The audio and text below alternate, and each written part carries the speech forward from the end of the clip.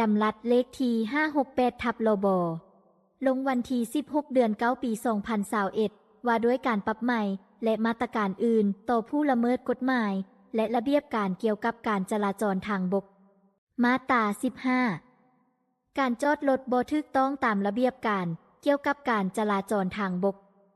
ผู้ขับขี่รถที่จอดรถอยู่บอนห้ามจอดมีป้ายลือมีเครื่องหมายห้ามทางค่อยทางโค้งหัวคั่วกลางคั่วขว้างทางตันทางซ้อนกันเบื้องซ้ายที่บ่แม่นการสัญจรทิศทางเดียวทางคนย่างบ่ถูกต้องตามลักษณะของป้ายกำหนดติดขอบดอนกลางทางขอบวงเวียนใกล้ทางคบทางแยกในขอบเขต15 เมตรบ่แนบขอบทางหรือห่างจากขอบทางเกิน30 ซมจะถูกปรับใหม่ตามประเภทรถดังนี้